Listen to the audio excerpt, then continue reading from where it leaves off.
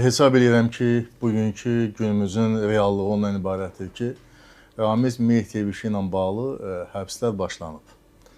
Həbslər başlanıb və ittihamın miqyası çox böyükdür. Həm də bizim Cinayət Məcəlləsinin, Cinayət Prosessual Məcəllənin ən ağır maddələri ilə ittiham faktı göz qabağındadır və həm də hətta o da bəlli həqiqətdir ki, ittiham tərəfi kimi Dövlət Təhlükəsizlik Xidməti çıxış edir.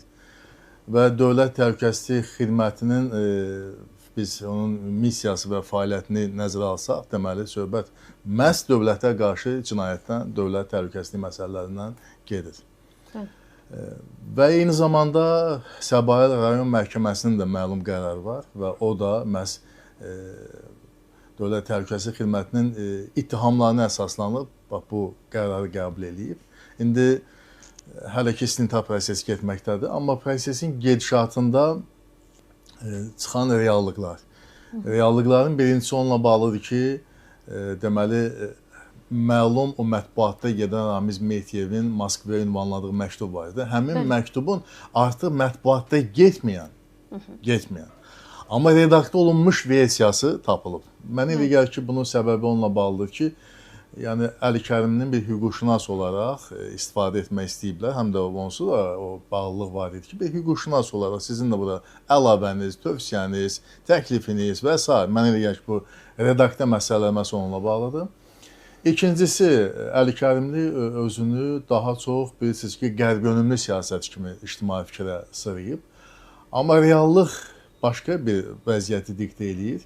Məsələ ondadır ki, 2012-2013-cü il hadisələri fonunda 2013-cü il ölkəmizdə prezident seçkiləri, sonra məşhur Milyarderlər İttifaqı və onun yaratdığı Milli Şura və bu Milli Şurada isə deməli Əli Kərimin partiyasının təmsilçiliyi, Milli Şura Moskvanın diktəsi ilə yaradılmış Milyarderlər İttifaqının əlində aləti idi.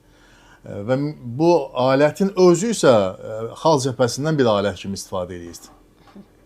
Əli Kərimin yəni Moskva ilə bağlılığı və eyni zamanda 2013-cü ildə hələ o zaman Dövlət Şurası ilə bağlı ideyalar, fikirlər olub və beləcə hakimiyyətə gəlmək, sonra isə 2 il sonra yenidən prezident seçkiləri keçirmək kimi niyyətlər ortaya çıxır.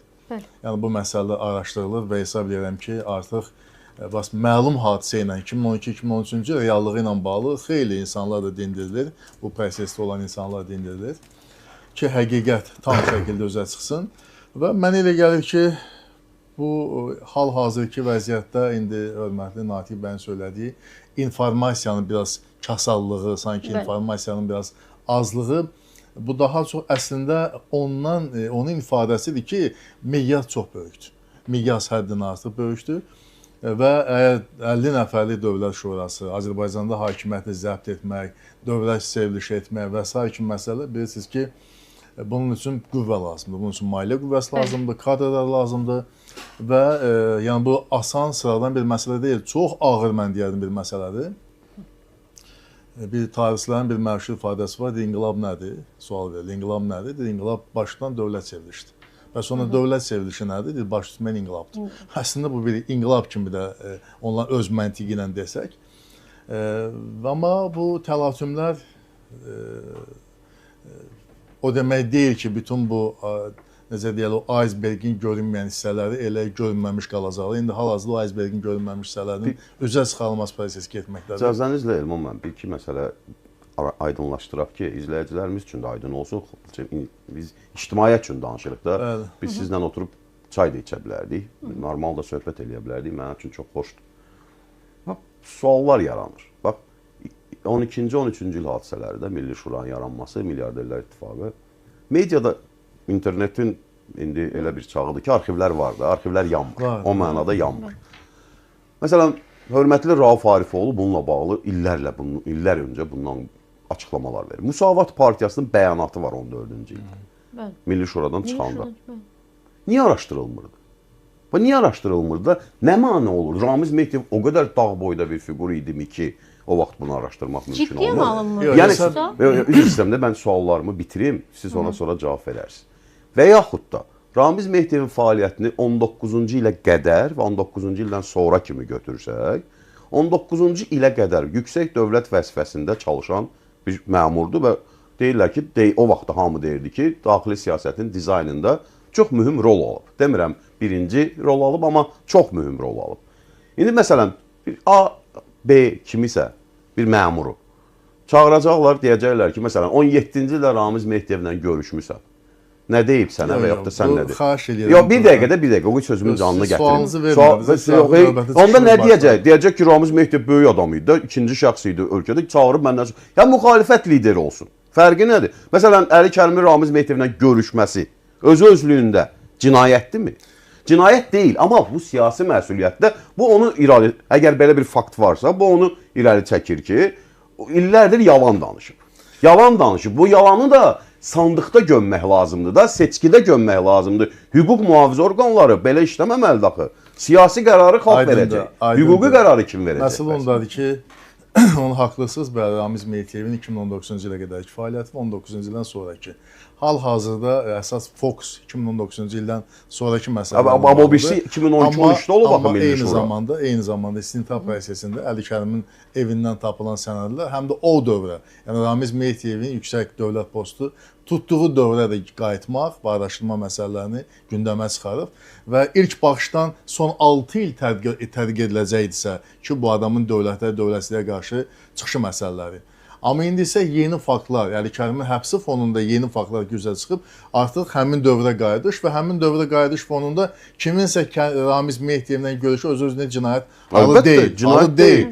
Amma söhbət ondan gedir ki, həmin vəziyyətdə dindirmələr prosesində, şahidlər prosesində başqa həqiqətlər üzə çıxarsa... Bu ehtimallardır da, düzdürmü? Bəs mən də ona görə deyirəm ki, indi siz tələsirsiniz ki, tələsi dövlətin mövqeyi ifadə alınsın. Axı dövlət də indi bu dəqiqə ictimaiyyətin... Amma prokurorluq iki cümləlik bir açıqlama verə bilərdi. Mən demirəm ki, dövlət təhlükəsizlik xidməti versin. Onların işi gizlidir, onlar başqa kontekstdə fəaliyyət göstərirlər. Amma prokuror verib də o təqdimatı, düzdürmü? Baş prokurorluq iki cümləlik açıqlama verir. Gör nə deyirəm sizə? Niyə vermir? Məsələnin miqyası o qədər geniş, müəllim, çox mürəkkəb, çox qəlizdir. Ona görə bəzən bir cümlə həmin istintaq prosesinə mane ola bilər. Yazacaqlar ki, filan maddələrə görə keçmiş, nə bilim, prezident administrasiya rəhbəri... Sizə nə lazımdır? Dövlət Təhlükəsizlik Xidməti kimi çox ciddi bir... Onlar da rəsmi açıqlama verilib. Onlara istinadən verilib. İndi hər halda bu hər kəsə bəlli həqiqət, bütün mətbuat bunu yazır ki, Səbail Məhkəməsi Dövlət Təhlükəsizlik Xidmətinin təqdimatı əsasında bu qərarı qəbul edir. Baş prokuror üçün nə problem? Yox, məsələ, söhbət ondan getmir. Siz baş prokurorluğun o məlumatı olsa, deyəcəksiniz, o birisi niyə yoxdur? Yox, məlumatın özü, yəni faktın özü. Demirəm içi, faktın özü. Sizin üçün, Natiq bəy, sizin üçün gəlin forma maraqlı olmasın. Sizin üçün gəlin məzmun maraqlı olsun. Proses gedir. Proses dərin qatlarına kimi gedir və təsadüfi deyil ki... Belə aparacaq istintaqı Ramiz Mehdiyevə Avropa Şurasında məhkəməli olacaq. Təəssüf. Valla, belə bir istintaq aparmazlar. Yox, məsələ ondadır ki... Amma çox halda ki, apellyasiya şikayətini vermədi. Biz apellyasiya şikayət də vermədi, bəli. Ona görə də siz bu məsələdə qətiyyən narahat olmayın. Dövlət öz işini görür. Və bəzən... Mən niyə narahat olun? Siz narahat olun. 25 ildir sizin kadrınız olub. Mən niyə narahat olmalıyam? Və indi üzə çıxır ki, bizim kadrımız dediyiniz şəxsin elə müxalifətlə çox sıx bağlantılar. O da sizin müxalifət olub. Onun da bizə nə dəxlisi var ki? Mən çox arzulayardım ki, iqtidar müxalifət oynamısınız 25 ildir. İndi görürsünüz ki, oyun alınmır. İndi birini şişirdirsiniz, birini aşağı tutursunuz. Mən çox arzulayardım ki, o fəaliyyətin orbitinə sizin Real Partiyası heç vaxt olmayıb. Nə Milli Şurada olmuşuq, nə bir görüşlərdə olmuşuq, nə bir ittifaqda olmuşuq. Çünki biz kənardan baxanda görürdük ki, qəşəng oynayırsınız, iqtidar müxalifət oynuyorsunuz. Məsələ ondadır ki, məsələn biz niyə görə belə təəccübləndik? Biz doğrudan da uzun müddət elə gəlirdi ki, Əli Kərimli Qərbin daha çox maliyyələşdirildiyi şəxsdir. Valla Google-da yazın. İndi isə 14-cü ildə bax palaz boyda müsahibələr çıxacaq. Yox, bilirsiniz söhbət 15-ci ildə, 16-cı ildə Arif Hacılının müsahibəsi var. Rauf Arifoğlu'nun müsahibəsi var. Ümid Partiyasının rəhbərinin müsahibəsi var. Onlarla fakt var. Yəni hakimiyyət gecmi qalıb demək istəyirsiniz? Əlbəttə də yəni bu söhbət 14-cü ildə bilinirdi, 15-ci ildə bilinirdi. Niyə bunu? Rüstəm İbrahimbəyev Allah ona rəhmət eləsin, böyük şəxsiyyətdir. Rejissor olaraq böyük siyasətçi deyildi də, yəni. O vaxt hamı sual var idi, bu Rusiya vətəndaşıdır. Niyə bu Rusiya vətəndaşı gəlir namizəd olur? Sonra qeydə alınmadı. Qeydə alınmadı, yox, verilmədi. Çünki Rusiya vətəndaşlığı var idi deyə. Söhbətin mahiyyətin gəlin dəyişməyən. Söhbətin mahiyyəti. Mənim mahiyyətdən danışıram. Siz formadan danışırsınız. Mahiyyəti mən deyirəm. Nəticədir önəmli olan, yəni nəticəyə gələn. Siz tələsirsiniz. Mən bilirəm ki, çox tələsirlər. 14-cü ilin söhbətidir, hara tələsir? 11 il. Bizim tələsən yerimiz yoxdur, narahat olmayın. Mən bir ifadə işlətdim. Dedim, miqyas o qədər böyükdür ki, məsələlər o qədər qəlizdir ki, mən ona görə də burada tələskənlik, tələsi ictimai fikrə bir informasiya olmaz. Amma iş gedir, çox ciddi gedir və hətta o qədər ciddi gedir ki, artıq mətbuatda görürsünüz yazılıb ki, çox sensasiyon həbslər olacaq və s. Hətta buna kimi fikirlər yayılır. Mən bilmirəm.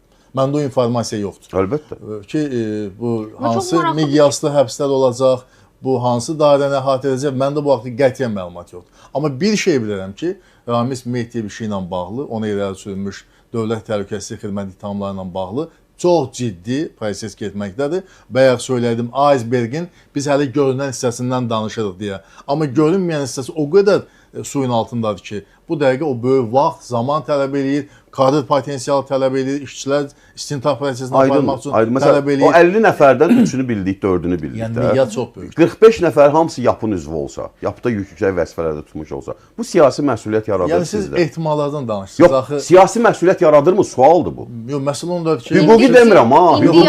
Mən axı ehtimala niyə cavab verməliyəm? Siz ehtimaldan danışırsınız. Müəllim, yaxşı, mən də əksini deyirəm. İndi siz mənimlə debatdasınız, düzdür? Deməli, Real Partiyasına rəhbər olur. Birdən də sizin özünüzlə bilmədiyimiz bir reallıq fonunda sizin əməkdaşlıq məsələləri üzə çıxdı. Olub. Bu ehtimaldır da. Siyasi məsuliyyət bizdədir də. Bəs sizə ona görə deyirəm ki, elə bir şey olsa, yəni deyirəm ha, hüquqi məsuliyyətdən getmir söhbət, cəzadan getmir söhbət. Siyasi məsuliyyət ki, var. Siyasi məsuliyyət var da müəllim. Bunu niyə inkar edirsiniz? Mən ehtimallı əsasında fikir söyləmək Ramiz Mehdiyev. Bu ehtimal deyil də, faktdır. O faktdır, bəli. Siyasi məsuliyyət yaradırmı? Şübhəsiz, mən buradan heç kim o sualdan qaçmır. Söhbət ondan gedir ki, siz ki başlamışsınız ki, nə oldu, niyə məlumat yox, məlumatda əksinə çox var. Diqqətlə baxın, diqqətlə araşdırın, xeyli məlumatlar var. 14-cü ildən bəri araşdırıram. Sadəcə olaraq, məlumat o vaxtdan çox idi. Sadəcə olaraq indi ad çəkmək, soyad çəkmək, bu istintaq prosesində elə ciddi mane ola bilər ki. Mən sizdən heç gözləmirəm bunu. Siz hüquq mühafizə orqanı deyilsiniz və siz ad çəkə bilməzsiniz. Və ölkədə də hamının təqsirsizlik prezumpsiyası var. Bunun Əli Kərimli də təqsirsizlik prezumpsiyası var. Şübhəsiz də bu məlum həqiqətdir. Yəni onun da günahı sübut olunmalıdır. Əlbəttə ki, Başdan keçən sübutlar olmalıdır. 2 ay 15 gün elə olsundu da. Elə əgər bu dediyiniz olmasaydı, təqsirsizlik prezumpsiyası olmasaydı, elə səninlə şübhələnmişik, məhkəmənin qərarı dalacaq həbsxanaya hökm verilir. Elə deyil. 2 ay 15 gün müddətində araşdırılır. Gözləyək.